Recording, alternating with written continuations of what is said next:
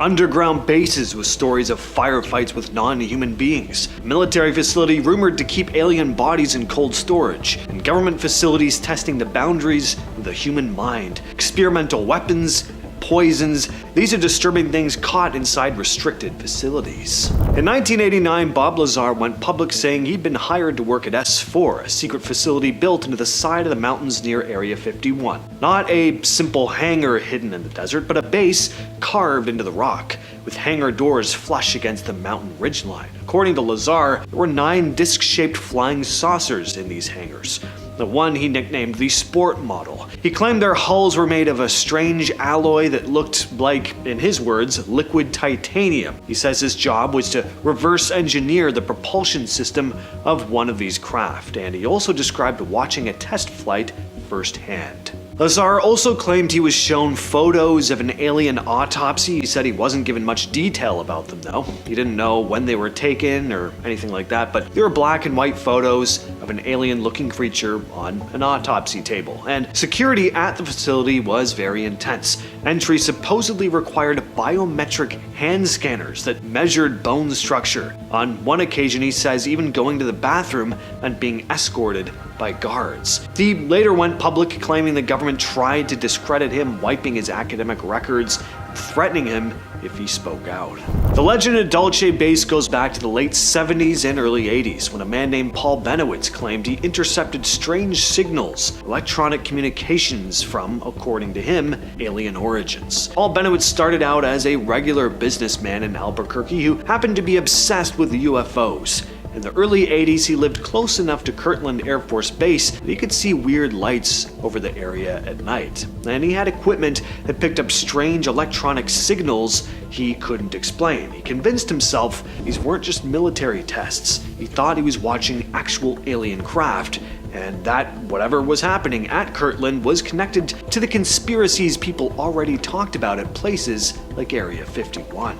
Benowitz didn't keep any of this to himself. He wrote letters, recorded tapes, and passed everything to the Air Force, the DIA, anyone who would listen. Instead of ignoring him, the Air Force Office of Special Investigations ended up using him. A UFO researcher named Bill Moore later admitted he was basically recruited into feeding Benowitz false inside info. He told him stories about underground alien bases, crashed saucers, hostile beings, not to help him, but to keep him distracted from real classified military projects he had accidentally gotten too close to. As the story goes, anyway. Benowitz swallowed every bit of it though. He stopped sleeping, he wasn't thinking straight, and eventually he spiraled into full paranoia. His family had him hospitalized for a month because he was convinced aliens were after him and that the government was watching his house.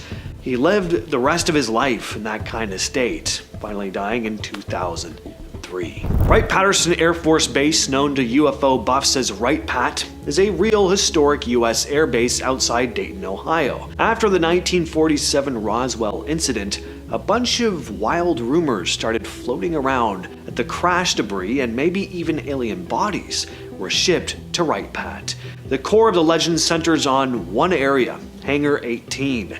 Hangar 18 lore really started churning up in 1974 when a UFO conspiracy writer named Robert Spencer Carr claimed a, quote, high-ranking military source told him that inside Hangar 18, they had not one, but 2 flying saucers from a crash in New Mexico, plus the bodies of around a dozen small humanoids under autopsy. People have named eyewitnesses over the years. One is a pilot said to be Oliver Henderson, who allegedly flew one of the debris-loaded planes from the crash site to Wright-Pat. Another is claimed to be Old War Hawk pilot Marion Magruder. His children reportedly say he told them he once saw a living alien at Wright Field in 1947. He allegedly said the military later destroyed the creature after testing. On top of that, some versions of the legend claim the stuff wasn't just stored in a hangar. There are stories about an underground cold storage facility where bodies were secretly shipped, possibly after being autopsied. Of course, the official word from the US Air Force has been that there was never any Hangar 18 storing alien craft or bodies.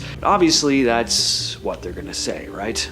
Now, aside from all the alien technology stuff and the inner workings of Area 51, There's another interesting story Bob Lazar has shared about his time working at the base, and that's that his phone needed to be tapped. The higher-ups needed to be able to listen in on Lazar's phone to help make sure he wasn't sharing any sensitive information over the phone, but also to help get a sense of his home life. Lazar wasn't allowed to share any info with anyone, of course, including his wife. She was completely in the dark about what he was doing day to day, and she began to think that he was having an affair. And then she started having an affair. The higher-ups at Area 51 knew this because they'd been listening in on his home phone, but Lazar had no idea. One day he came into work but was stopped from coming in. Then in the days that followed, he started noticing that he was being followed. He found out after the fact that they wanted to make sure Lazar wasn't going off the deep end due to marital problems and that he'd be stable enough to continue his work at the base. So, Lazar saw the base, and he saw the spacecraft, and he saw what powers it. And then, apparently, he saw military personnel reverse engineer it. Honestly, I don't know why they don't just release this information publicly. I mean, the Pentagon released a bunch of UFO footage, and we're supposed to believe that the best they can do is capture it on video? Like, isn't the United States supposed to have the most powerful military in the world or something? I'm just saying, it might make them look better, and smarter, and more capable if they just said, yeah, we found a spaceship, and it's ours now. But I guess you guys aren't here to listen to me rant about the pointlessness of gatekeeping UFOs. So, Lazar claims that by dissecting one of the vessels on base S4, the government was able to figure out how to build one themselves. Not only that, but he was actually one of the engineers who helped them do it. He also claims that the team used anti-gravity and antimatter technology while crafting the ship, and he had a front row seat to its initial launch. Thank you, Hannah, and now I'm going to talk more about that launch.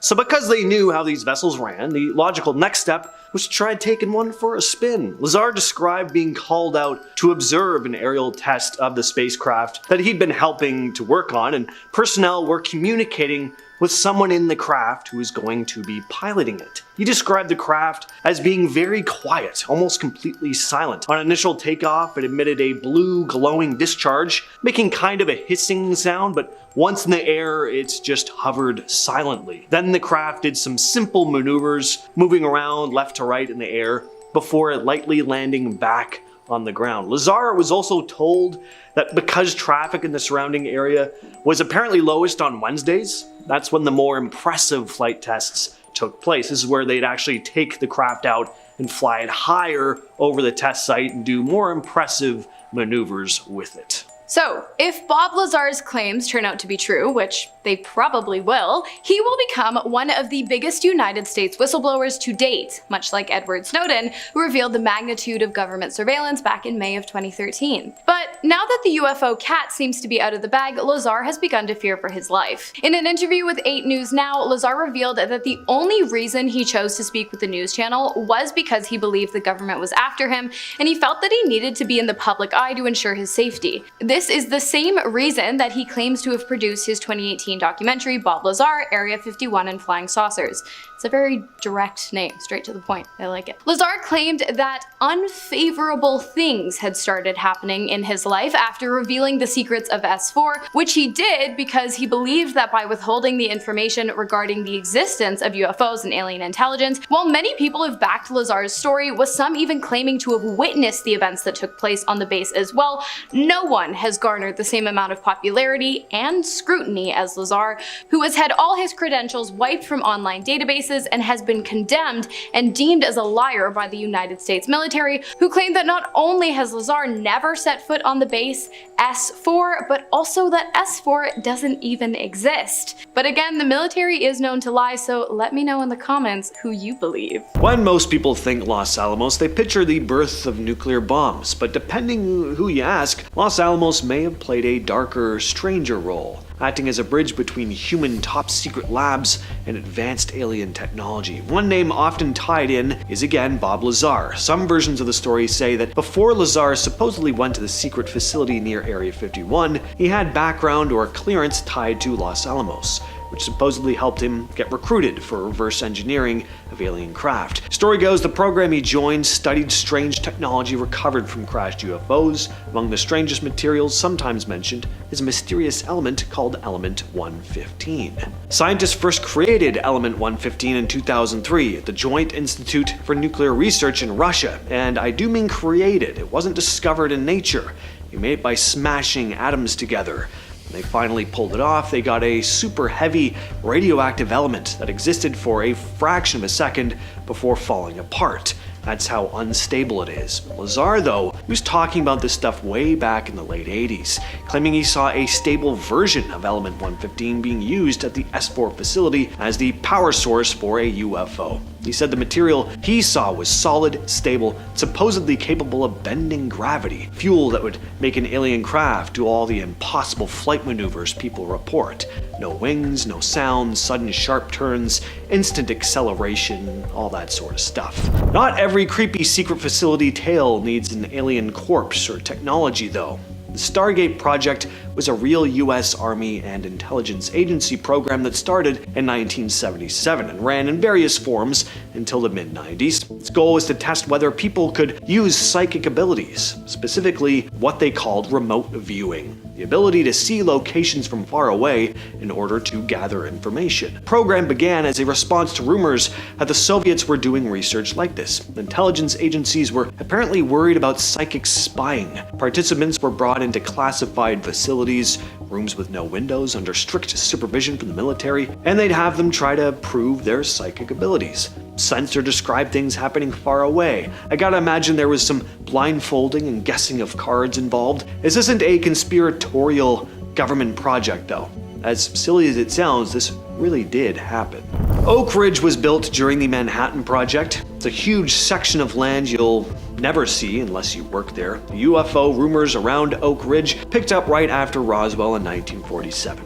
People in the area started reporting these odd lights in the sky, sometimes moving in ways that didn't match any kind of known aircraft.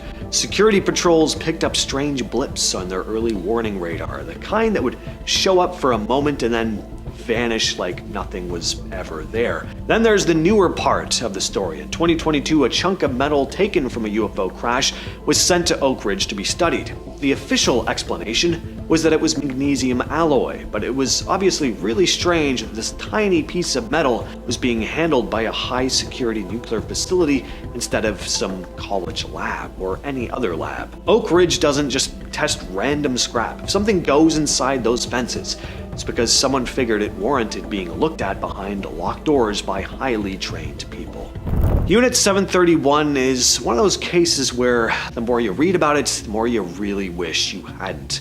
The Japanese military built it on the outskirts of Harbin, China. It was surrounded by fences, armed guards, and buildings that didn't look like military barracks, more like a mix of hospitals and factories. From the outside, it looked like some kind of industrial complex. Inside, it was basically the worst laboratory ever created. They brought in prisoners, Chinese civilians, Russian POWs, anyone considered expendable, and used them for some of the most horrific experiments imaginable. People were infected with plague and cholera just to see how fast the symptoms spread. Others were tied outside in the freezing cold so doctors could watch how long it took for frostbite to set in. There were surgeries without anesthesia, and entire buildings were dedicated to testing biological weapons. When Japan realized the war was ending, they tried to erase everything. Records were burned, prisoners were executed, buildings set on fire, but some documents survived, and a lot of soldiers eventually talked. That's how people found out just how massive this place was.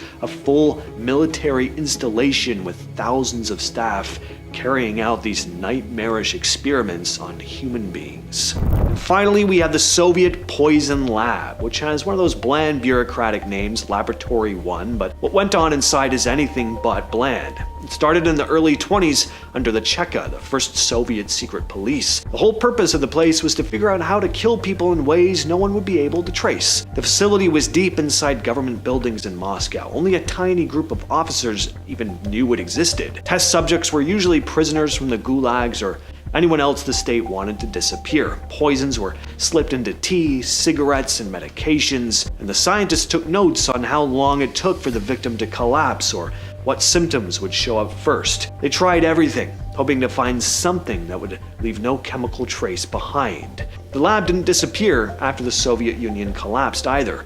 Former agents have said it just changed names and kept operating under the Federal Security Service. With Lazar's claims about flying saucers at Area 51. So when he claimed to have worked there, he said there were 9 alien aircrafts being held and studied at the base. In terms of what these alien crafts were being used for, more detail on that in a bit, but basically they were reverse engineering the alien technology. In terms of what these alien aircrafts looked like, Lazar described them as looking completely different from one another. Some of them he only got a quick glimpse of and were too far away to make out proper details, but a couple really stood out to him, and one he referred to as the Jello mold, describing it looking like, quote, your classic Jello mold with the ripples on the sides of it. One he saw looked more like a flat disc, and part of it was damaged. He figured maybe researchers had been maybe testing whether or not their weapons could penetrate it, or it could have just crashed or been shot down initially. And most of his research was happening at Area S4.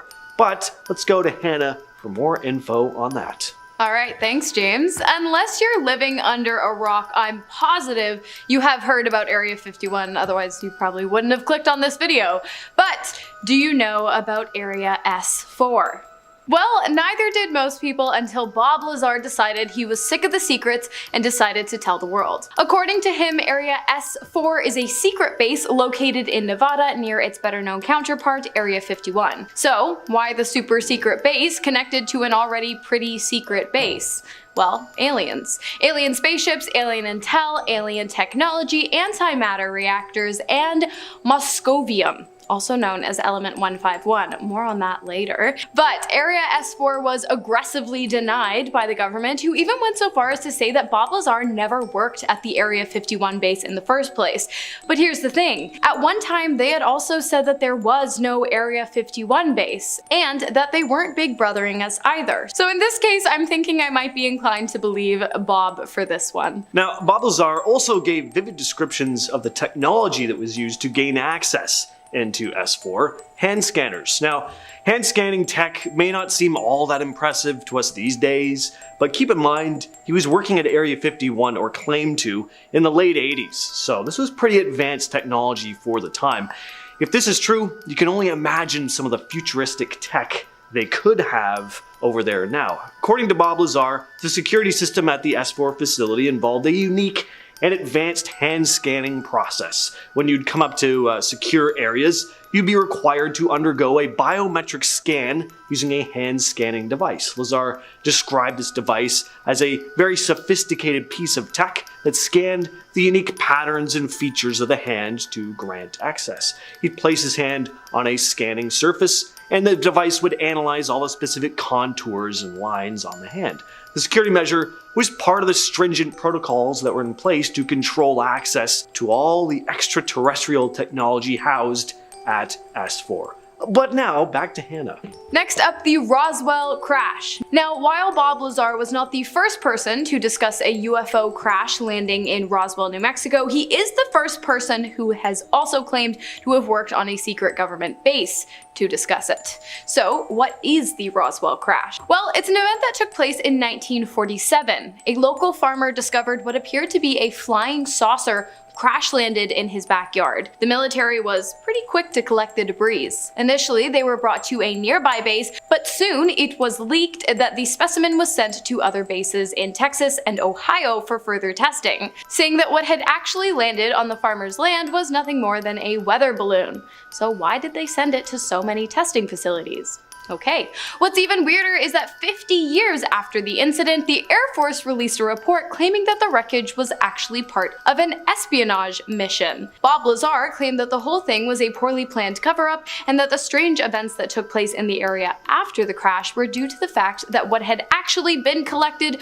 was nothing less than an alien spacecraft. Seems like a lot of lying going on from the government there. They keep changing their story. I'm sure in another 50 years they'll tell us what it actually was. Alright, next up we have Bob Lazar's description of briefing documents. So we've already covered, and we'll talk more about the alien aircrafts seen at the facility, but What about their origin? Does anyone know where these things came from? Well, according to Lazar, the government did have quite a bit of information on these alien beings, and this info was shared with him and other workers in briefing documents. They were part of a briefing that was provided to personnel working on the classified projects at S4. Lazar described the briefing documents as these detailed manuscripts that covered this whole range of topics related to the alleged extraterrestrial presence. They contained info about the history of these alien beings, their technology, and the reasons for their interactions with Earth. So, in the beginning, James did mention the 9 spacecrafts being examined in Area 51,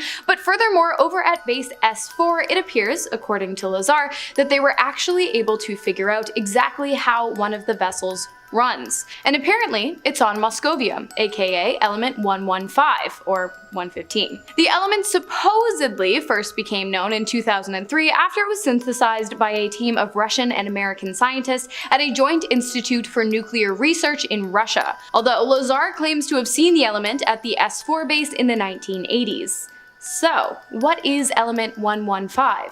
Well, it's a super heavy radioactive element by bombarding the atoms of element americium, 243 with the ions of calcium 48. Hopefully I pronounced those somewhat correctly. Obviously, I don't recommend trying this at home. As I said, the element is radioactive, and also you probably can't do it at home unless you have some kind of $1 million lab stashed away in your basement. Anyways, I think that I do believe Lazar, because if anything's gonna power an alien spaceship, it's probably gonna be something heavy and radioactive.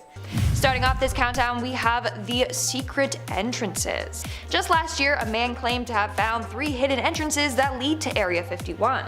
He discovered this after using Google Earth. He compared images of the base from different time periods. In one particular area in 1998, there seems to be no roads or entrance.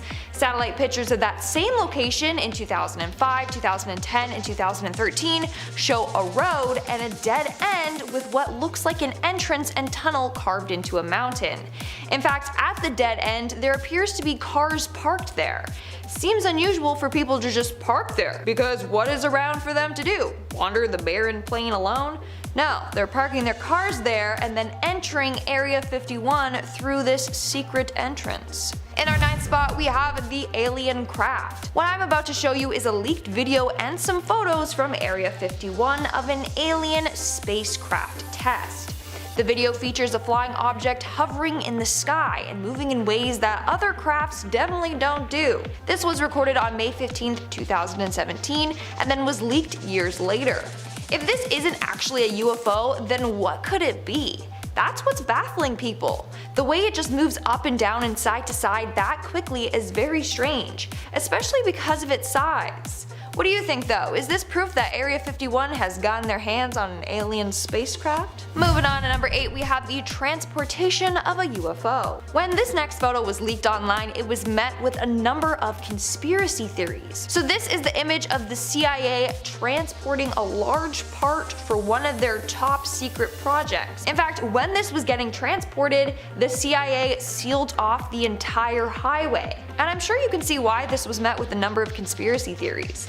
Like, look at the shape of the thing that they're transporting. That is definitely a UFO or part of a UFO spaceship. Now, this is where it gets even more interesting. Somehow, a group of bikers made it onto the road. When they were stopped by some soldiers, they asked what they were transporting, and the soldier said they found a UFO up in the mountains. Now apparently he said this jokingly, but who knows? In our 7th spot, we have the Tic Tac UFO. Last year, another UFO was spotted near Area 51. This one was given the name the Tic Tac UFO because of its tic tac shape and white or bright appearance. So this spacecraft was caught on footage by a person driving along near Area 51. He was driving along the extraterrestrial highway. That's the name given to the highway in Nevada, as a number of UFOs have been seen by drivers while on this route. At first, the driver thought that what he was seeing was just a cloud. When he got closer to it, he realized that it was definitely a craft of some kind. Later on, alien hunter Scott Waring confirmed that the UFO was in fact alien in origin.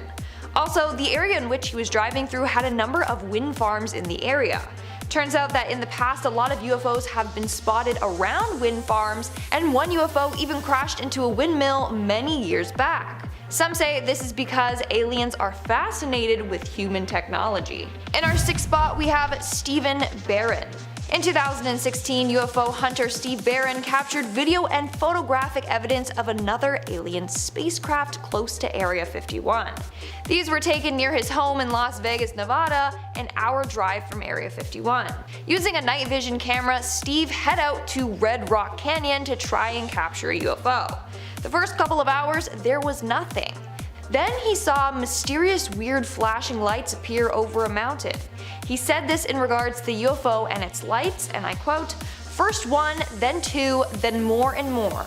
They put on a spectacular show. I am glad I was patient because the show they put on kept getting better and better." Coming in at number 5 are star-crossed lovers. I feel like this has to happen without fail when two people or entities from totally different upbringings and backgrounds meet and hate each other at first and then they fall in love. In this case, I'm talking about an alien and one of the Area 51 workers. So as I previously mentioned, there are most likely aliens living at Area 51 who can communicate with us, so I feel like one of the workers, if not more, who interact with them daily have probably fallen in love with one. You know how it goes, it would have started off like, what the hell are you? And vice versa. Then it would have been like, okay, let me just quickly do my job and then leave. Then it would have moved on to things like telling each other bits and pieces about their own lives. Then in a moment of laughter, one of them realizes, wait, I'm head over heels in love with them. And then comes the confession of love, then the no, we're too different, it'll never work, the CIA won't let you be with me, and my parents on planet Yip Jew will never allow this. And then they get over it and have a secret romance until one of them has to kill the other, Hunger Games style. And if you aren't just sucked into that love story so hard, then you're definitely lying.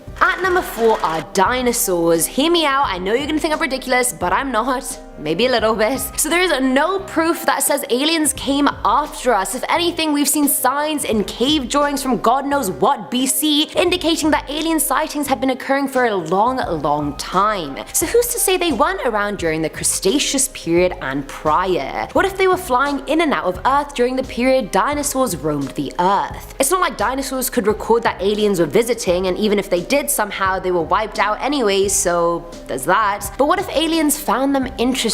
What if they're like, ooh, what is that? What if they stole and preserved some eggs here and there like Jurassic Park? If they were smart, honestly, if it was me, I would have gotten one of each gender for each species of dinosaur, and if they did, who's to say they weren't forced to share that at Area 51 after being captured from a crash? Or what if they wanted to share the knowledge? Pretty sure dinosaurs have a better chance of surviving on Earth where there's oxygen than on planet Zeus where there's none. It could be the Alien-Human Dino Alliance, ADA for short. Filling at number 3 slot are clones. Okay, so there's a huge debate about whether cloning is ethical or not. I mean, honestly, yes, it is weird. It's creepy to have someone or something that looks exactly the same as something else, yet their personalities are completely different. It's strange, I get it. We've successfully cloned animals throughout history, but humans is something we've never done. Most countries in the world actually ban cloning anyway, so there's that, but there's a bunch of states in the US that don't specifically ban cloning, but ban reproductive cloning. So if human technology can achieve it, maybe alien technology can and has. What if there are clones just walking around Area 51 and we have no idea about it? What if they've cloned prime ministers and other world leaders to make it easier to make appearances when really the real Theresa May is on planet Clintob? What if? What if they're in there cloning humans and aliens? There are just so many what ifs. Am I a clone? Who knows? Now at number 2 are the cures. So again, this one is problematic to talk about, but somebody's gotta do it. That someone's gonna be me. Many people believe that the government injects diseases into the public, which creates an epidemic. Many thought that of the Ebola outbreak in Africa a few years ago as well. Some think the government is behind it to control population numbers, whereas others think they do it to distract from a bigger story going on underneath. Whichever story you want to believe, if the government created the disease, they also created the cure to it, and I believe those cures are stored in Area 51. And I even believe they have the cure to other things like AIDS and cancer in there as well. You know how they say the pharmaceutical industry makes the most money because they keep you sick? If you weren't sick, they wouldn't be making money, so they don't even want a cure to be found. But what if it's already been found? They're just not releasing it so the economy can gain more money for all these people that do have these illnesses. Sadistic, and it's all there in Area 51. I hope when you guys read it, you found it. And finally, at number 1 is Osama bin bin Laden. Very controversial, I know, and of course I don't mean any disrespect by putting him on the list, but again, I'm not gonna pussyfoot around any topic on this channel. So the news broke in May of 2011 that bin Laden had been found in a compound and killed by a CIA-led operation. That's all we know, that's all we got told. And I've been hearing about this conspiracy for years now that he actually wasn't killed. Like, did we ever see his dead body? No, we didn't. They said they identified his body many ways, by his height. Well, many people out there are 6'4". Apparently one of his wives was shouting his name during the raid, and again that could have just been a body double and someone paying an impoverished woman to just shout a name. It's not that hard. His burial took place at sea and it wasn't documented. According to a US official, there are pictures of his body and the burial, but where they at though? So no one other than the people involved saw his apparent assassination and burial, so people believe that, well, 1, they didn't actually kill him, 2, they killed a lookalike because that could be possible, it's happened in the past, or 3, he's being hidden in Area 51 till his death. So, I mean, there's some food for thought. Coming in at number 10, we have the blast-off chair. This is officially a declassified black and white image of a secret Air Force project taking place in the desert lands surrounding Area 51. In this image, we can see the United States Air Force running a very exciting test indeed. We see a car and an aerodynamic looking vehicle together, and then a whopping great chair that seems to have blasted off with a person in it. Maybe it's a dummy. Up and away. The plane-like vehicle says Test 24 on it and has a camera monitoring it. We don't know exactly what's happening here. I think context, I imagine, would be key, but we don't have any. If you think that mountain range looks familiar, here it is again at number 9. Coming into number 9, we have the silver disc over the mountains. Sounds like a band name or a good album name. Further back, but clearly in the same sort of area topography speaking, I came across an image of a man taking a picture of a strange silver disc in the sky. The image is purportedly from Area 51 and it certainly looks like it could be. I'm aware that this image very much could be photoshopped, very easily photoshopped, but perhaps the story I have to tell you will inspire you to give it the benefit of the doubt. There is a road near Area 51 that has been renamed the Extraterrestrial Highway. It's a 100-mile stretch of State Route 375 near Rachel, Nevada. It was given its whimsical rebranding in 1996. Along this highway, countless people have reported seeing mysterious lights in the sky, especially during the 80s and 90s. Even today, night drivers are baffled by the so-called moving stars. Could it be a UFO similar to that allegedly in this picture? Maybe. But what might this be at number 8? We have what I can only describe as the metal wall. This image was posted in National Geographic and is a declassified image from Area 51. The footnote on the image reads, full-scale model assembly 1159. Now this leads me to believe that this image was taken in November 1959, but honestly, I don't know that for a fact. Although the image is in black and white, which does make me think it's an oldie. While it may be an oldie, it certainly does look futuristic. This could be an early stage development of a spy plane. In fact, I put my money on it. Coming into number 7, we have Beam. We are not ultralight beam. We are not ultralight beam. Honestly, sometimes I do stop to wonder if Kanye West is an alien. Like, he's pretty successful whilst also being a bit strange and aloof and otherworldly. I don't want to be the one to start an unsubstantiated rumour though. Anyway, before we stray too far into salacious speculation, have a look at this ultralight beam legit image taken at Area 51, and I want to know what's going on here, and is Kanye West behind it? This black and white image was published as part of a series of declassified images of Area 51 published in National Geographic. Again, context is king, but we simply don't have any. It's hard to tell if this image was taken outdoors. It's kind of blurry and distorted from the light. It could be taken outdoors, but also that could be a curtain backdrop. I just can't tell. If it is a curtain, then perhaps this was taken in a studio, in which case what Hollywood grade stuff is being filmed at Area 51. Some people think that the moon landing was staged there, and if this is a studio with a massive model UFO, then maybe. I think I simply need more information. Coming into number 6, we have the floaters. Doesn't sound great, does it? In April 2016, large, bizarre, and very much unidentified flying objects were spotted over Area 51. Allegedly, anyway. There are so many fakers and conspiracists out there that it's hard to know what to believe. 3 oblong objects were said to have been caught on film from a distance hovering over a hangar. The footage was uploaded to YouTube but has mysteriously been deleted. A still shot of the video, however, does remain. Why was the YouTube video deleted? Did we see too much? Maybe. The real question though is, what are these? Coming in at number... We are now at our 5th fifth and halfway mark with the CIA spy plane. In 2011, Los Angeles Times journalist Annie Jacobson published a book called Area 51, an uncensored history of America's top secret military base. In the book, she included a number of never-before-seen photos of the base. The first one I want to show you is of a CIA spy plane. This photo shows an A-12 ox cart hidden behind a barrier at Area 51.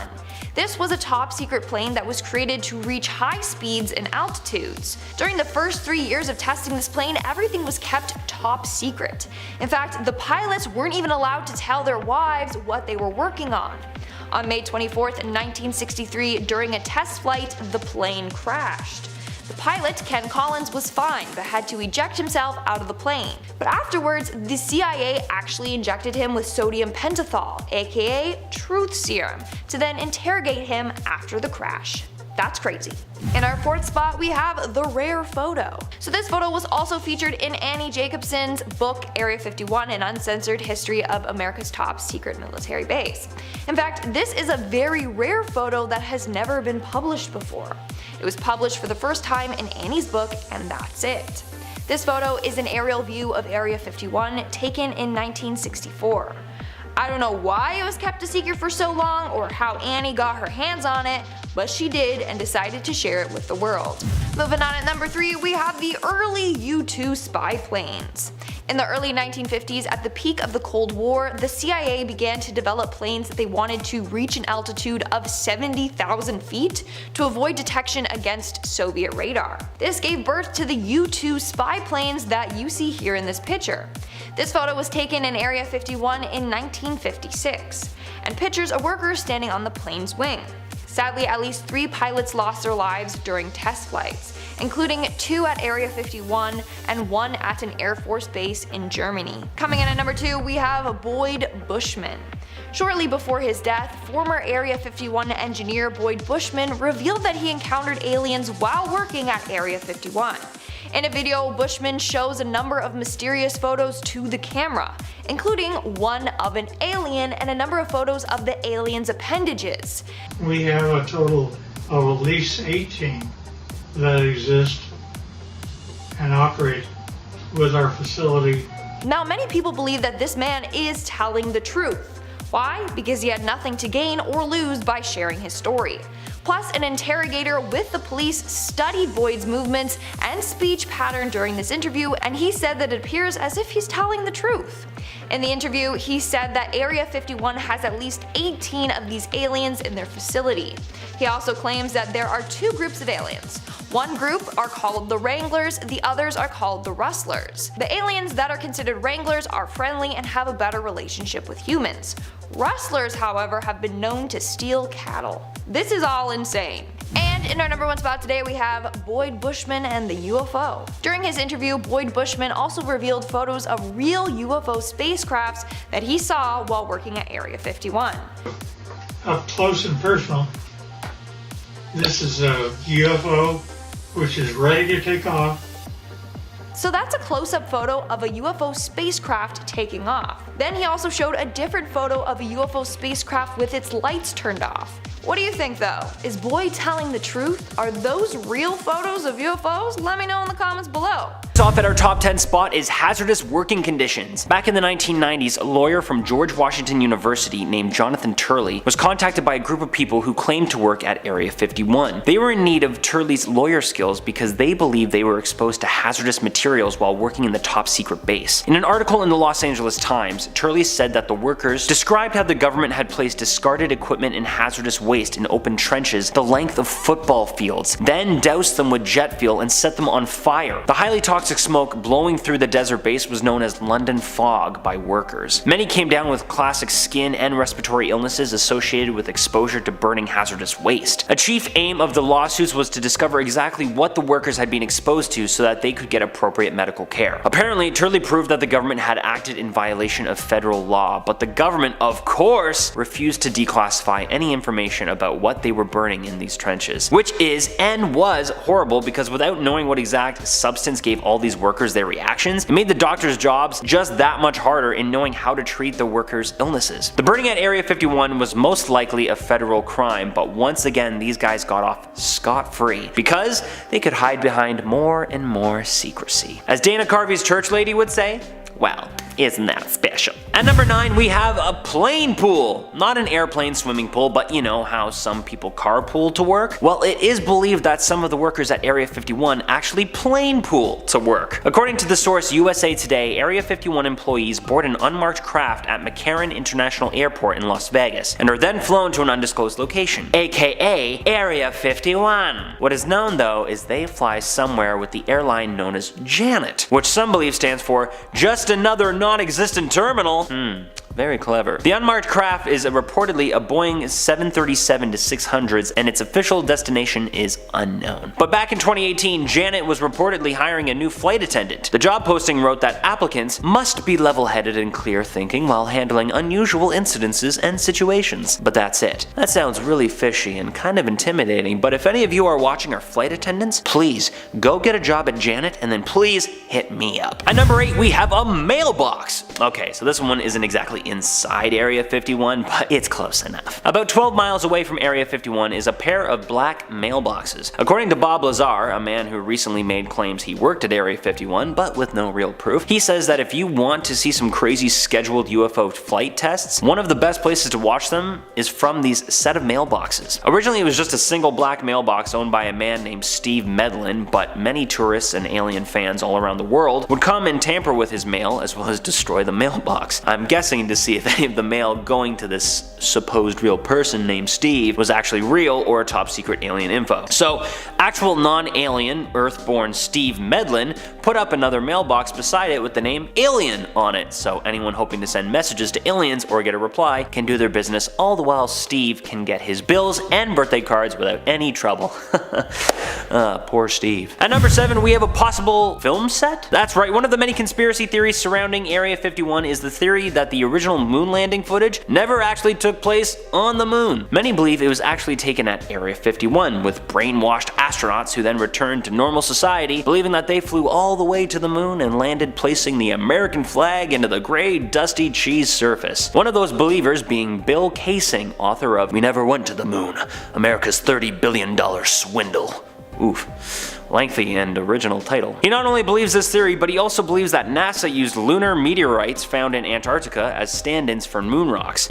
Yeah, I don't know about this one, guys, because I think it's pretty obvious that we did go to the moon, and in the off chance we didn't back in 1969, we definitely have now, okay? At number 5 is Zeta Reticuli. Bob Lazar's claims about Area 51 have fascinated UFO enthusiasts for years. One of his most intriguing assertions was that the flying saucer he worked on came from the Zeta Reticuli star system, specifically ZR3. This revelation is not just another conspiracy theory, with roots in UFO lore dating back to the 1960s. See, the Zeta Reticuli connection echoes through the story of Barney and Betty Hill, who famously claimed they were abducted by aliens in '61. During Betty's hypnosis after the event, she drew a star map depicting their alleged abductor's home. Astronomers analyzed this map for years and argued that it resembled the Zeta Reticuli star system. At number 4, Bob's predecessor. Lazar claimed that he replaced a colleague whose existence met a gruesome end during an incident shrouded in mystery. The circumstances surrounding the substitution remain murky, enveloped in a fog of classified information. Lazar hints at a desperate endeavor of science, an attempt to dissect an alien saucer's reactor while it was running, leading to a tragic fatality. The mere notion of using a plasma cutter on an active alien power source seems recklessly unscientific, inviting speculation about the nature of technology hidden within S4. At number 3, the military made him disappear. One of the most intriguing aspects of Bob's story is the mysterious absence of records supporting his educational and professional background. The absence of proof that he attended MIT or Caltech, coupled with his lack of employment records at Los Alamos National Lab, adds another layer to the enigma surrounding the story. The documentary suggests that these missing records might be a part of a deliberate government effort to discredit Lazar. By erasing his educational and employment history, authorities could cast doubt on his credibility, making it easier to dismiss his astonishing revelations about reverse-engineered extraterrestrial technology at Area 51. They somehow even managed to scrub any mention of his alleged thesis on magnetohydrodynamics. While the missing birth certificate may seem like another element of this conspiracy, it's essential to scrutinize the available evidence and weigh it against Lazar's claims and arrive at a balanced perspective on this perplexing Area 51 mystery. At number 2, the Tic Tac. Remember the Tic Tac encounter back in 2004? Black Aces Commander Dave Fravor thought it couldn't be any type of earthly origin, hinting at anti-gravity technology. Interestingly, when Lazar saw the footage, it matched his description of one of the 9 craft in the hangar at S4. Former Pentagon intelligence officer Lou Ezinaldo revealed the military secret study aimed to decipher the physics of these UFOs, suggesting that they rely on exotic metamaterials, echoing Lazar's claims. So what was once ridiculed as conspiracy is now a tantalizing mystery that even the Pentagon can't ignore. We're living in a world where truth is stranger than fiction. And at number 1, how did they even get here? If manipulating gravity with negative matter wasn't wacko enough, according to Bob, who allegedly got all evidence of his degrees scrubbed by the government, he delved into the idea of manipulating the permittivity and permeability of free space to tinker with the speed of light. Yeah, this might sound like science fiction, but it's not. See, recent developments in metamaterials and photonic engineering have shown that we can indeed manipulate these properties at certain frequencies. This revelation potentially opens doors to rethinking our understanding of relativity. Lazar's notion that relativity could emerge from the depths of quantum mechanics is a concept that tickles the mind of physicists. Could light itself be the architect of space-time bridges between distant points in the universe? It's a tantalizing thought. And while we're not zipping across the cosmos yet, Lazar's claims are no longer brushed aside as pure fantasy, leaving us to ponder the mysteries of what we thought possible. As we navigate the mysterious world of conspiracy theories and government secrecy, it's essential to approach such claims with a discerning eye and open mind. While elements of Bob's story have been validated, others remain shrouded in mystery, reminding us that the quest for truth is a complex and ongoing journey. Starting us off at number 10, we have the U-2 spy planes. I know, we just want to get to the alien stuff, but in order to get there, we need to go through the weird human stuff first. So, Area 51 is commonly a place of suspicion, with many thinking that there is proof of aliens and alien tech that lives there. But once the top secret area was finally recognized in 2013, it was released to the public that it is actually a top secret US Air Force base, where they test tons of new and not yet released aircrafts. One of those aircrafts being the U-2 spy plane. The U-2 spy plane was first created to keep an eye on the Soviet Union, as the US was worried about a nuclear threat. This plane is known to fly higher than 70,000 feet with a top speed of 805 miles per hour. The idea was that if this plane could soar so high up and at top speeds, it would be less noticeable than other spy planes at the time. It also didn't need to refuel until after 3,000 miles or so. Flight tests began at Area 51 on August 1st, 1955, after a short 8 months of construction. The project was known as Project Aquatone. Sounds like a skin treatment. The defense contractor Lockheed Martin built the first plane on a $22 million budget, which is about $207 million today. Even though this plane was crazy expensive, one was actually shot down over Soviet airspace in 1960. Both the pilot and the planes were retrieved, but forced the US to admit that they were spying. So what happened next? Well, the SR-71 Blackbird. That's right, coming in at our number 9 spot, we have the SR-71 Blackbird, the plane that was to make up for the US Air Force's previous failure. Pressure was on the Lockheed Martin team after the U-2 was shot down. They were to create an entire new plane that could not be shot down and fully operational in 20 months. In case you don't know this, that is an extremely difficult task. The Blackbird finally began testing on December 22nd, 1964, and it featured tons of new tech. Aircraft designer Kelly Johnson said everything had to be invented. Everything. It was known to many as the perfect spy plane. It could fly up to 80,000 feet high and also had a top speed of 2,100 miles per hour. That's a freaking huge jump from the U-2. Many at the time believed that the remains of the Roswell crash in 1947 were actually being kept at Area 51, and don't worry, settle down, I'll get there. But because this was during the Cold War, the CIA actually encouraged the myth that aliens were flying around Area 51 so that the Soviets wouldn't know about their newest weaponized toy. But of course, that wasn't the last of their super cool high-tech toys. At number 8, we have the A-12 Oxcart. This was another plane that was in development at the same time as the Blackbird and was in the running to be the new recon spy plane, but the Blackbird won on that one. The other difference was that the A-12 Oxcart had a crew of 1 and it was operated by the CIA and not the US Air Force, who could fit a crew of 2 in the Blackbird. Later testing proved that the CIA Air Force didn't want to go through the development of this aircraft, so the A-12 slowly morphed into the Blackbird, and even the later plane known as the Interceptor YF-12. The Oxcart, however, was smaller than the Blackbird and faster and could reach higher altitudes, but it was still not the winner in this scenario. It could reach heights of up to 90,000 feet and a top speed of 2,208 miles per hour. These craft only operated from 1967 to 68, which is no wonder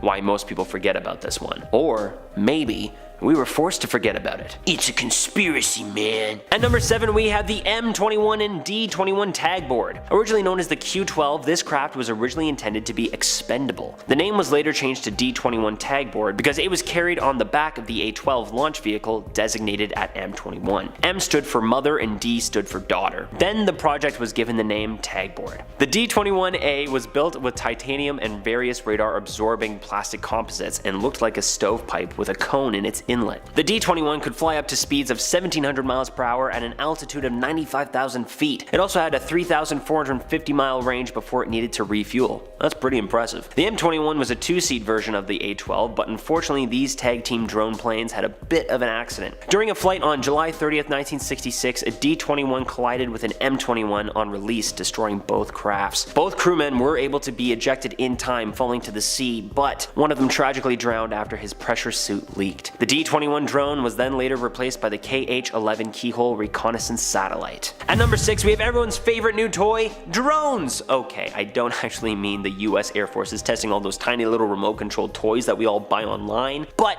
it is believed that the new hangar being built in the same place where the A-12 Oxcart was tested is actually home to a fleet of new unmanned drones that are just waiting to be taken for a test fly. Test drive? You know, it doesn't matter, you get the point. A quartet of modern hangars divided into two separate buildings measuring 90 feet wide are known to be the hangars number 20 to 23 and have been seen going through some pretty major upgrades. Upgrades for what? Probably these drones.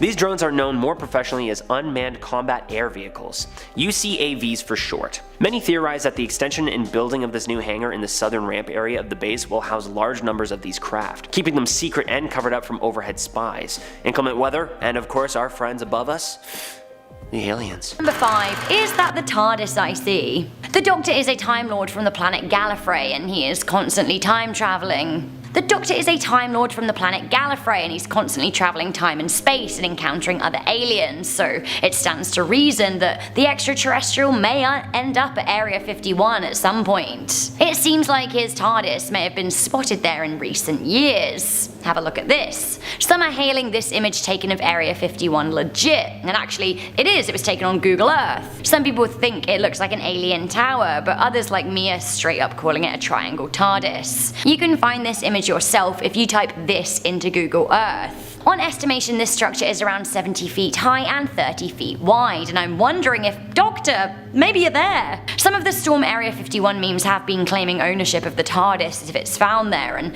to be honest, it has been rumoured that the centre is testing time travel, so maybe the Doctor has been captured there, or at least his spaceship. I've said it before and I'll say it again, I've always wanted to be a doctor's assistant, so if anyone's watching from casting at BBC, take me! Coming in at number 4, we have the pyramid. There are pretty nuts theories out there circulating that aliens built the pyramids. Why? Well, because it would be a feat of strength for humans even today, let alone humans of thousands of years ago. Allegedly, former Area 51 worker Bob Lazar claimed that the building contains evidence that aliens have influenced human culture for over 10,000 years, so maybe it's true. Triangles and pyramid shapes are also linked to New World Orders, and the Illuminati have also in turn been linked to extraterrestrials, so maybe there's something to it. Either way, feast your eyes on this. Pyramid. This is from Google Earth. You can look it up yourself. You just look up the coordinates. A Google Earth image of what looks like a pyramid inside Area 51, right here. Curiouser and curiouser. For those of you who want to look at this yourself, put these coordinates into Google Earth. Some people think that this is proof that Area 51 is harvesting alien technology. Other people think that the structure has a much more normal explanation. What do you think? Let me know. Some classic Area 51 conclusion stuff here at number 3, we have the morgue. Of all of the pictures on this list, of this one I am perhaps the most skeptical, but it is a true classic. This is one of those proof of aliens for reals images circulated in the 1990s. It's kind of a lot like the alien autopsy video. This image was said to have been taken by a whistleblowing worker of Area 51 and leaked to the press. The only thing is that alien bodies like this are so easy to fake. In fact, even the alien in the alien autopsy video was a model, so these very well could be too. Creepy models that I wouldn't want anywhere near me. Still though, the image could have been staged and taken anywhere in the world, and honestly, it probably was. That being said, maybe it's legit. Maybe we're trained not to believe in things like this by the powers that be that don't want us to. Coming into number 2, we have the Silver Pod. YouTube channel Explore With Us ventured to the land surrounding Area 51 in June 2017. The channel shared exclusive footage with their 700,000 strong following, which claimed to show abandoned secret tunnels around Area 51, which looked something like this.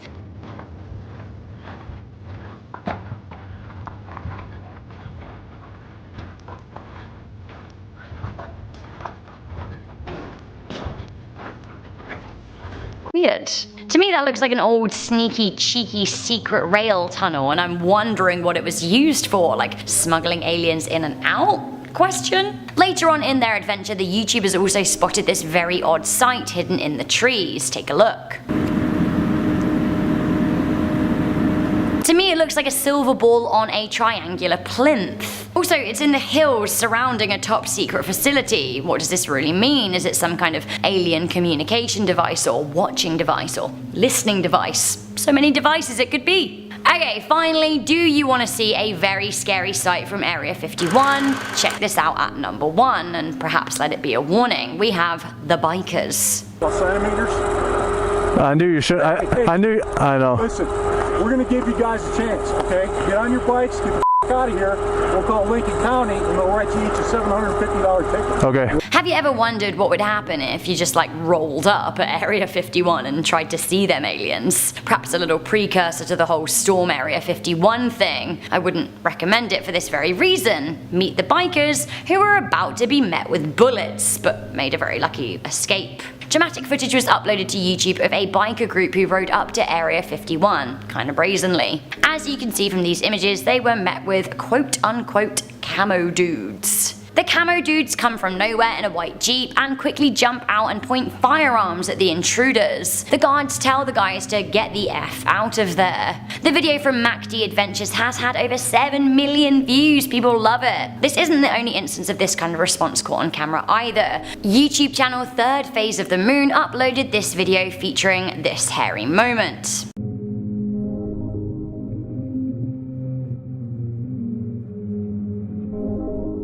So that's a response that people get when it's just a few of them swinging by Area 51. What if 3 million people did turn up and quote-unquote storm it? I mean, if you're gonna have guns pointed at just a handful of people, what would the government do? Honestly, it's a question that I'm not sure we want answered. Number 10. Nighttime operations. On November 15th, 2020, well-known YouTube videographers Tim and Tracy of the UFO Seekers channel took an interesting clip shot from outside the Restricted Nevada Test and Training Range, or the NTTR. The new video shows some common NTTR activity, including the camo dude, security personnel, the comings and goings of NTTR employee shuttles, and more interestingly, a lot of air activity over the region, especially at night. The video showed what is most likely a significant nighttime special operations tactical training exercise or capabilities tested at the Nevada Test and Training Range. Most interestingly, the scene appears to be lit by a series of LUU-19BB infrared air-dropped illumination flares for use with night vision devices. The video was 20 minutes long and shows a series of bright lights at low altitude as viewed through their infrared night vision video equipment. Visible in the video are a series of orbiting lights around the brighter descending lights. About specific tests and training activities inside the NTTR don't surface often. The US Air Force published an article on October 24, 2020, saying operations on the Nevada Test and Training Range are continuous. When one operation finishes, another is right behind it, ready to begin. The couple also caught a video of security vehicles and a large bus leaving the gated area distantly adjacent from where the action in their video took place. Now, it's impossible to tell what's actually going on exclusively from the video, but whatever it was big and it looked interesting. Alright, so this next photo is of Jerry Freeman taken on a forbidden trip back in 1997. And his head here is supposedly covering the area where the secret S4 hangars are, according to the legendary Bob Lazar. So, this guy had quite the adventure close to the forbidden military base, and according to him, he was actually within the restricted area at points, but the exact borders of Area 51 aren't really shared with the public. So, what's the story with this guy? Jerry Freeman, an archaeologist, decided in 1997 that he was going to embark on a 7-day trek into the highly restricted Nevada test site. The funny thing is about this case though, is that he really had no interest in what most of us would want to see behind the Area 51 curtain. He was just interested in tracing back the trail of the lost 49ers, pioneers who had traversed the area in 1849. He was in search of an inscription made by one of the pioneers, which was believed to be a Nye Canyon above Papoose Lake on the Nellis Air Force Base, totally off limits. Freeman spent days avoiding security. He slept with nothing but a blanket and the clothes on his back. He traveled very light, too light. He was running out of water by the end. And the funny thing is that after this dangerous trek, people were asking him like, so did you see Area 51? What's in there? Where are the UFOs, man? And again, just had no interest in that side of it. So he was like, I think at one point I might have seen Area 51. He'd like climbed on a ridge above Nye Canyon looking down on Papoose Dry Lake, which is just south of Area 51. And he was like, yeah, during the day I didn't see much, but one night I saw some lights. One looked like it was coming from a security vehicle. One was kind of stationary, but it seemed to grow and like shrink in size. Could have been a hangar door opening and closing. I don't know, it's an interesting kind of case. Number 8. Codename Hood. A book by Los Angeles Times journalist Annie Jacobson, Area 51, an uncensored history of America's top secret military base, Little Brown, tells the story of the famous site that has spurred tales and rumors of intrigue and cover-ups. Annie dove through thousands of recently declassified documents to reveal what happened in the 1940s, 50s, and 60s at the government-restricted area near Groom Lake, Nevada. In the book there were some photos, and for this one, Annie said, the black device attached to this balloon in Area 9 of the Nevada test site is a 74 kiloton atomic bomb codenamed Hood, the largest atmospheric nuclear weapon ever exploded in the United States. Standing on a ladder minutes before this photograph was taken on July 5th, 1957, Al O'Donnell put the final touches on the bomb firing system. Area 51 is over the hill to the right of the device, and on the next page and photo and row a column of radioactive smoke rises from the Hood bomb. To the right of the mushroom stem, the landscape can be seen on fire. Approximately 1 hour after the bomb went off, security guard Richard Migas drove through Ground Zero to set up a guard post at the Area 51 guard gate directly over the burning hills. Next up we have the Boyd Bushman photos. So Boyd Bushman is no longer with us, but he took with him to his grave many tales of the extraterrestrial friends he met as a Lockheed Martin engineer working within Area 51. At least that's what he claimed. In 2007, Bushman was filmed in a video talking with independent aerospace engineer Mark Q. Patterson about his experiences in the restricted area, claiming to have met several aliens, some of whom were hundreds of years old apparently and hailed from planet Quintumnia. Even said some of these Quintumians were employees of Area 51. Held up a bunch of photographs. The video became relatively big, but I gotta say, call me crazy, these pictures look not great. That alien looks like it's from Spirit Halloween. Nothing against Spirit Halloween. I go every Halloween, but not the most convincing. I think Boyd knew he was on the outs. He died not long after this interview, and I think he wanted to go with a little bit of a prank. Can't blame him. In fact, I respect him for it. Number 6. Gabe Zeffman. Gabe Zeffman, a private pilot and amateur photographer, spent Christmas Day 2020 flying his Sonessa 150 plane over Area 51 and snapping just over 1,000 photos. He captured stunning visuals of the Nevada test and training range and Area 51, showing a mysterious triangle shape inside an open hangar. The hangar is just south of the main NTTR complex at Area 51, and the object looks large, although it is unclear. It does appear to be the only hangar that's open as well. In the videos of his flights posted on YouTube, Gabe can be heard getting clearance for his route over the restricted area. Now for this particular flight, he had higher quality photography gear that allowed him to capture better photos. So what's in the hangar? Seems like we may never know. At number 6, buckle up and let's go off-roading because we have white trucks. That's right, you remember those crazy intimidating camo dudes I talked about in the first video? Well, for years and years they have been seen roaming in and around the base in white unmarked unmarked vehicles. They had been seen in white Jeep Cherokees, Chevrolet Silverados, Ford F-150s, but since 2011 have mostly been driving around in the crazy fun Ford Raptor. Which makes total sense. The Ford Raptor is meant for driving on off-road terrain, while this is a pretty get-up-and-go kind of truck. It's perfect for Area 51 camo dudes, as the land is mostly flat, dirt terrain that if they need to speed off to scare away any trespassers or aliens, they can just hop in their Ford Raptor and give her. As we say here in Canada, they can take her for a rip. I think Ford needs to get on that ad right away. The Ford Raptor, taking Area 51 camo dudes for a rip since 2011. Coming in at number 5 at our halfway point, we have a giant robot. Well, says this one guy. A man named Scott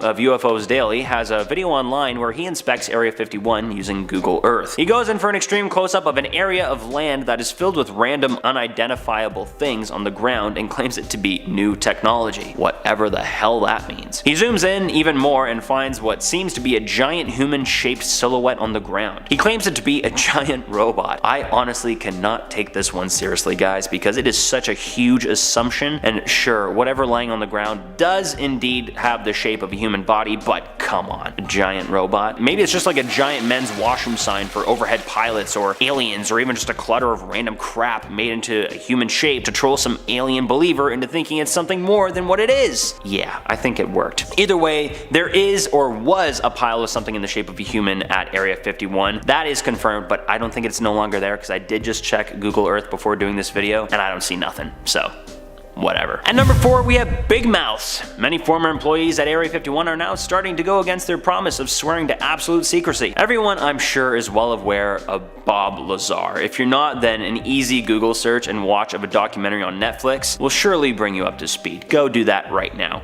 Hey, you back? Good. But other than Lazar, other supposed former employees of the top secret bases are opening up their big mouths and giving away top secret information. One of them being supposed Area 51 veteran James Noce. Noce recalls handling multiple mishaps that were accidentally exposed to the public, such as a crash of a top secret craft that was witnessed by a police officer and a family on vacation. The family apparently took photos and Mr. Noce was in charge of confiscating the photos and telling the family to shut up or else. Noce later said that there was no official documentation stating that he worked at the top secret base and that his salary was paid in cash. An under the table government paying job? Say what? He also said he never saw any alien activity at the site. At the site. Yeah. Okay, whatever you say, Jimbo. At number 3, we have underground operations. That's right, if you look at Area 51 on Google Earth, like I did, or from above, you may wonder where on earth do they hide all of the top secret alien tech and new and never used military equipment? Answer? Probably underground. I'm sure many of us have seen Independence Day and other alien invasion movies, but just like many movies in pop culture, many suspect that most of the testing and actual tech is indeed stored beneath the ground. The deeper you go, the more top secret the project and tech is. One of the conspiracists named John Lear, heir to the Learjet fortune, spun bizarre stories that aliens were being kept underground in camps and being fed mutilated cattle and smaller humans. Gross! There's also no exact proof of any of this, but honestly, Area 51 spans over a huge amount of desert, and I think if they ever wanted to start a huge underground alien colony, it'd be pretty easy. Coming in at number 2, we have Tic Tacs. No, not the little candies that sometimes freshen your breath unless they're just the tasty orange ones. I'm talking about alien crafts that are in the shape of Tic Tacs. In a podcast episode on the Joe Rogan Experience with alien lover Jeremy Corbell and supposed former Area 51 employee Bob Lazar, Lazar opened up about the recent Tic Tac footage that leaked from the 2004 footage and stated that this specific craft actually looked and operated similarly to the craft that he spotted while working at Area 51. Many believe Lazar's story, but with more and more slight details no longer matching up, some would say his story is losing its validity. But one thing is for certain, there are Tic Tac shaped UFOs out there, and if we do indeed have any of those craft in our possession on Earth, I bet you it's at Area 51. And finally, coming in at our number 1 spot, and definitely the weirdest one of them all, we have alien architects. Our good friend John Lear, along with his theory that aliens are being hidden and fed underground at Area 51, also quite strongly believes that not only are aliens being housed and fed at the top secret base, they're also helping build the top secret base. To be quite specific, he believes it's the aliens we know as the Greys that are helping assist in the building construction. If this is true, then I bet you the underground buildings and structures are quite advanced. I think we should bring the Greys above ground and let me hire them to do some of the renovations on my apartment, because it could use an upgrade. Because the alien god only knows that I can't do it by myself. While this one is yet again another assumption, it is pretty cool. This isn't the first time I've heard something like this. A few years back, I stumbled into a dinner party where a former government worker divulged his knowledge on aliens, specifically the reptilians, and I learned there that they are the ones who made the iPhone. Pretty cool. And also reptilians are disguised as humans. They're usually white men with blonde, brunette, black, or orange hair. So that narrows it down. Starting us off with number 10 are the missing ones. So there have been many conspiracy theories and real stories where the CIA has assassinated people, they've planned to kill people, they've made people go missing if they know too much. And I know the first thing that comes to mind when you think about these missing people is that they were obviously killed. I mean, if they're gonna go to the effort of making someone vanish off the face of the earth, then surely they'd just kill them. But what if they didn't? What if they transported them to a secret underground base at Area 51? We already know there are quite a few underground facilities at Area 51, so why can't a prisoner holding base be one of them? If you're locked up or trapped in Area 51, you're as good as dead according to the CIA anyway, since no one will ever know you're there or be able to find you or save you. It's the perfect non-violent solution where everyone wins, except of course the people locked up in Area 51. Sorry about that. Coming in at number 9, we have alien scientists. So I feel like with the amount of government cover-ups over different plane and military craft crashes and their remains, I definitely believe Area 51 houses aliens, and not just the dead remains of all the ones for observation. I'm talking proper communicative aliens that are helping human scientists. This may be far-fetched, but considering people think a one-world government operates at Area 51, that government would need a lot of alien tech for whatever their future plans of world domination are. So with that in mind, I think from these alien spacecraft crashes in the past, living aliens were saved from them, and now they're here working for the US government, either voluntarily or involuntarily. And they probably have Einstein level knowledge and then some, so I hope they're the first people we saved when we went in there. I don't know. I haven't checked yet. But you probably would have by the time this goes up, so let me know. At number 8, we have the getaway sources. So say the whole world is going to right now. Say there's been like a zombie apocalypse or something more realistic like climate change, tipping point, or a food shortage or a disease epidemic or something, or a 2012 scenario where like the earth is literally breaking apart. People need to run, they need to survive, and in this scenario, forget us mere citizens, they're not worried about us. The people that they'd want saved are the leaders, the president, the very rich, and the people with power. And like in the movie 2012, this top 1% had a secret base in China where they would be safe from everything. Similarly, I think the same sort of thing is located in Area 51 in the form of getaway flying saucers. Think about it. The only way to save yourself from this planet, from the horrors of it, is just to simply leave the planet. And what better way to do that than on highly advanced spacecraft with aliens or extraterrestrials you've been making this plan and deal with for the past century. It's like the perfect escape. Us peasants just get to die on Earth and Trump's out here making planet Ploot great again. Filling our number 7 slot are the bodies. So we've heard of the BBC crew that got into the base and were basically pointed at with guns and forced to stay on the floor for hours. There are signs all around and leading up to the base saying you'll get shot if you try and trespass onto the base, but of course in kinder words because they can't just outright say we'll shoot you. I suspect there have been many people that have managed to make it into the base, and some were definitely shot and that wasn't publicized because it makes the government look bad. Some probably did make it somehow but were hiding on the ground under some major camouflage, and I suspect they were either found out and then killed, stayed hiding there because hiding there was still better than trying to leave, getting spotted, and then getting shot. All in all, I suspect there are quite a few skeletal remains to be found in Area 51. I feel like the families of those people are still like, where did they go?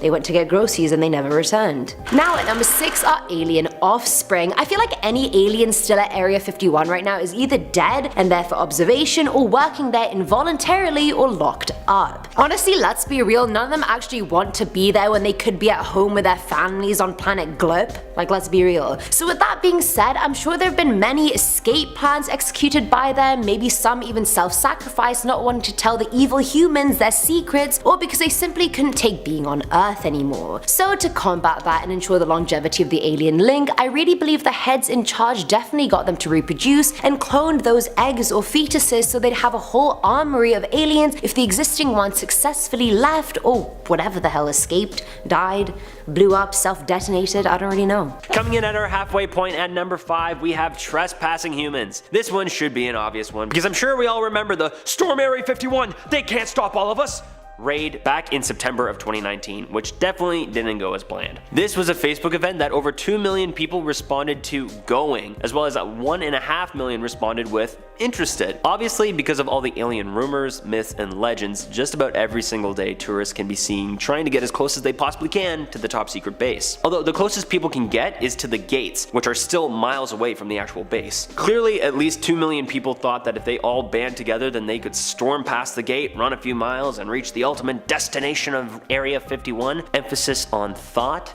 because on the actual day of the event, only about 150 people showed up and none of them got in.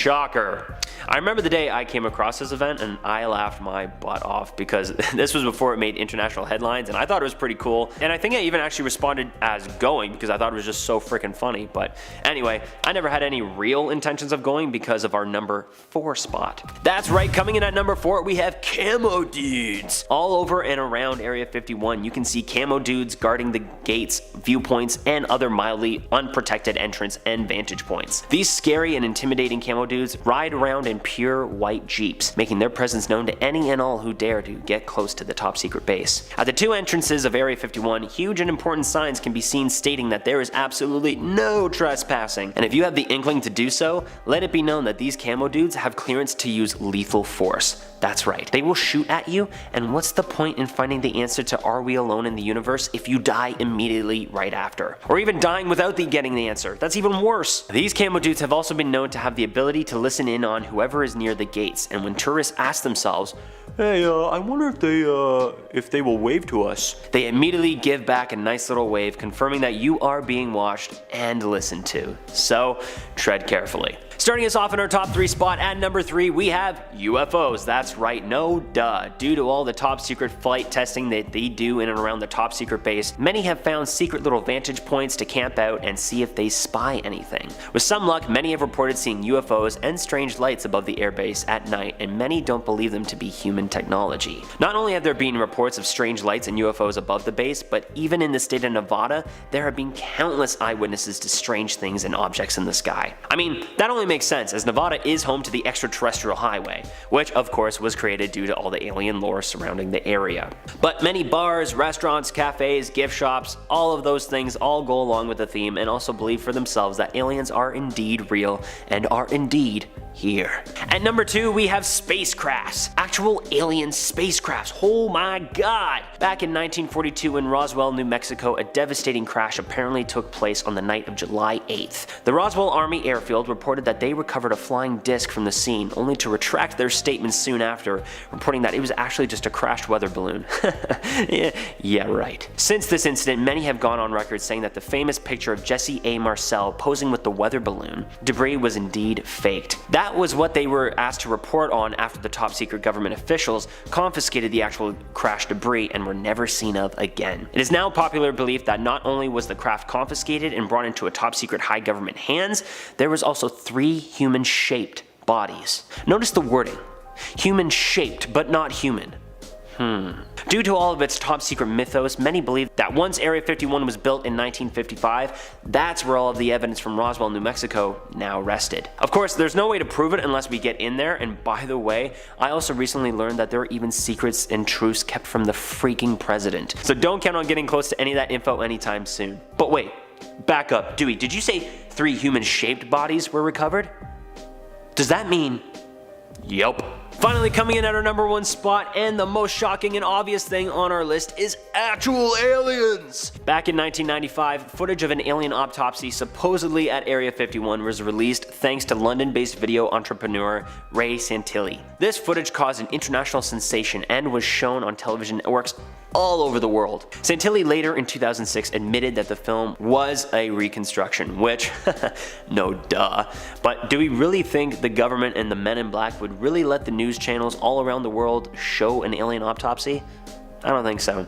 But that being said, Santilli said the footage was reconstructed, as in that there is actual footage of this autopsy, and whoever created this widely released tape was actually recreating an event that actually happened. To the best of my knowledge, there is no hard proof that this footage exists out there, but it wouldn't matter anyway because most of it is supposedly lost. At number 10 is the propulsion system. It's been quite the astonishing turn of events when you consider Bob Lazar's claims about UFOs in Area 51. Now, for those of you who might not be familiar with the story, Bob Lazar came forward with some rather extraordinary assertions back in the late 1980s, claiming that he worked at a secret facility near Area 51 called S4, where he was said to reverse engineer extraterrestrial spacecraft. And one of his most intriguing claims was about the way these saucers operated. Fast forward to today, and we've got this remarkable video footage from Commander David Fravor released by the Pentagon, showcasing a UFO doing exactly what Bob Lazar described decades ago, rotating at high speed with sharp angular turns, flying belly first. According to Bob Lazar, that's thanks to the gravity amplifiers along the underside of the ship that Bob had described centuries ago, as opposed to the classic rendition of a saucer flying parallel to the ground as we'd see in sci-fi. While Bob and the gimbal video both showed us that while it does have the capacity to fly like a frisbee, it can conjure what's essentially a powerful gravity vortex underneath the craft to pull it at extremely high velocity. Like, if you were inside one of these bad boys at speed, it would feel like you're falling downwards, nearing Mach something. It's one of those moments that makes you question just how much we might not know about the universe and what's happening in the shadows of government secrecy. The convergence of Lazar's claims and the actual evidence is undeniably mind-boggling. If you're enjoying this video so far, you can support the channel by pressing like, subscribing to Most Amazing, and ringing that notification bell. At number 9 is Element 115.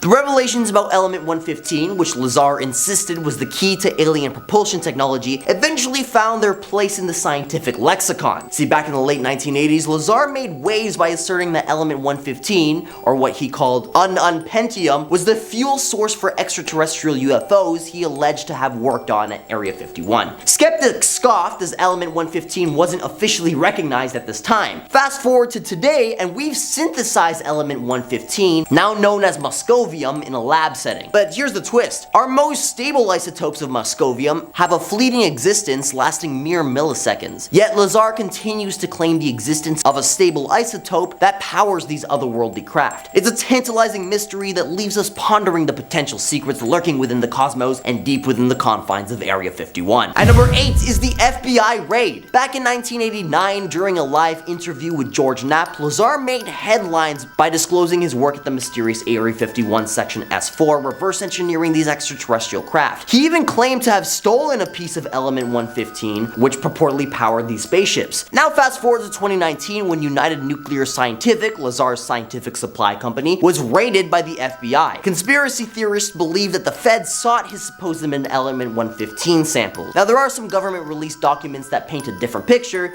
but can we trust those? The raid, as it seems, was tied to an unaliving investigation involving thallium poisoning, a substance Lazar's company had sold. The FBI's alleged involvement dated back to early 2016, well before his documentary was being filmed. However, Lazar and the filmmaker Jeremy Corbell contend that the raid was a cover-up story to mask the real intent, which they insist was Element 115. You see, Lazar was cooperating with law enforcement, providing documents and information on thallium sales, leading to search warrants being unexecuted. But just after they filmed this segment where he discussed his possession of 115 for the movie, they enacted a full search warrant on his house and job site. Coincidence? I think not. At number 7, bone density scanners. In a twist worthy of an X-Files episode, Bob Lazar's Area 51 claims seem to have gained some more unexpected validation. Lazar is a man whose assertions about reverse engineering the extraterrestrial spacecraft at the secretive facility have long raised eyebrows, but he's finally found support in the form of a revealing photograph. Thanks to filmmaker Jeremy Corbell's tenacity, Lazar's narrative has been bolstered with tangible evidence. The photograph hails from a classified US government program conducted at Nellis Air Force Range, located in close proximity to Area 51. What's remarkable here is how closely the depicted hand scanner aligns with Lazar's detailed descriptions. Lazar, taken aback by the confirmation, reflected, quote, "I had never thought I would see these again," end quote. It was a biometric scanner, he explained, designed to measure the length of hand bones to grant access to the secretive S4 area. Lazar's skeptics now may need to rethink their positions as this unexpected piece of evidence casts a shadow of credibility over his extraordinary claims. At number 6, the UFO models. Bob Lazar's claims about Area 51 have continued to intrigue and mystify us over the years. His descriptions of inside of the UFO are particularly fascinating. fascinating. He paints a picture of a spacecraft that defies our understanding of engineering. See, the absence of right angles and the fusion of materials hinted an otherworldly origin. What's striking is how his analogy to describe the material which is composed evolved with time, from his initial description as liquid titanium with everything fused together lacking rivets or seams, to a more contemporary comparison to 3D printing, the entire body being composed of one unit. It's like picture a metal 3D printed bus versus an actual bus on the TTC rattling as it rolls because the thing is barely held together with screws. It raises the intriguing questions about advanced technology behind these craft and whether they indeed come from a civilization far beyond our own. Furthermore, Lazar's revelation that each of the 9 UFO at Area 51 had distinct designs is mind-boggling. They ranged from a jello mold-like structure to a completely flat disc, with diversity hinting at a level of technological sophistication beyond anything we can comprehend. And lastly, the notion that at least one of these UFOs may have ties to an archaeological dig amplifies an even deeper mystery. Could these craft have ancient origins, possibly predating recorded history? Number 5, the alien interview. So there's actually footage of this one, so yeah, not really photos, but I mean, isn't video better than a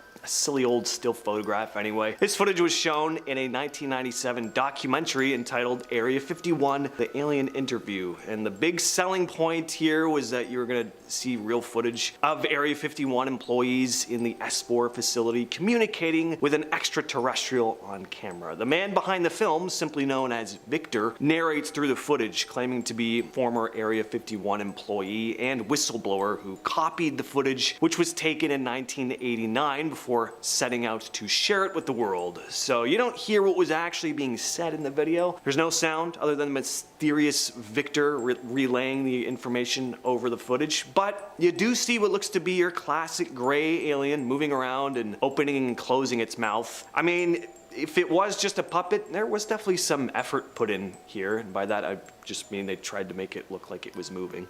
Number 4, closest photos of the base ever. In 2017, Tim and Tracy of the UFO Seekers, who was mentioned before, hiked up the 1.4 mile high Tikaboo Peak, a mountain 25 miles opposite the mysterious military base, in order to capture the closest ever pictures of Area 51. From the peak of this mountain, the duo of UFO hunters used a special telescopic lenses to get the clearest photographs of the buildings and vehicles inside the top secret government site. The Area 51 pictures taken show what looks like a water tower, several complexes, and vehicles moving around. Next up, we have the UFO. In December of 2019, Nevada resident Steve Barron shared pictures and video of this mysterious object flying over a mountain range close to his home. So whatever the object is, looks big. It's far off in the distance, but it's very noticeable and very bright. Definitely doesn't look like the small specks you get in the sky with satellites. It's super bright again, and it moves in a strange pattern too. It doesn't move at one consistent speed or in one single direction. There's a point where it kind of looks like it could be a satellite. It's moving through the sky in more of a traditional pattern, just straight across. But then it stops, starts moving back in the direction it was coming from, and seems to clip along at a good speed too. Like whatever this thing is, it's fast. So I don't know. Could be a drone,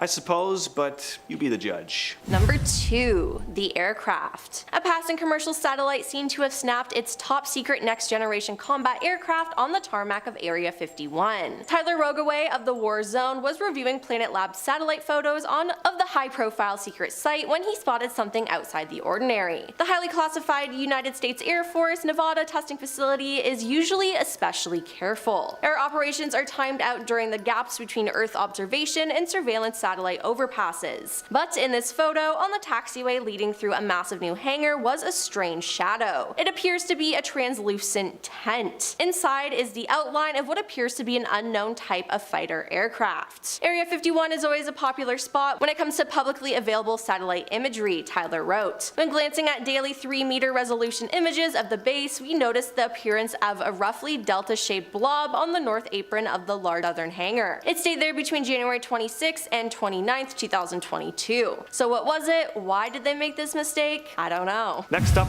we have the Area 51 entrance. So a few years back, satellite photos were shared online showing what looked to be a possible entrance to the ever elusive wonder that is Area 51. Someone was cruising around on Google Earth and spotted a road leading to a parking lot by the foothills of a mountain. Now, whatever this road leading to this parking lot was actually built for, it wasn't there back in 1998, where satellite images of the same area showed there to be no road leading to this dead-end area with the parking lot. So what's going on? It is pretty strange. Why have all these roads been built leading to a parking lots and seemingly dead-end areas by the side of a mountain? There's nothing there. It's not like, you know, they'd park there and then walk all the way back down the road to go somewhere else. No, it seems as if there's a secret tunnel that's been carved into the side of the mountain. I think Bob Lazar said something about some mountain facility in Area 51. As for what's going on in there, your guess is as good as mine.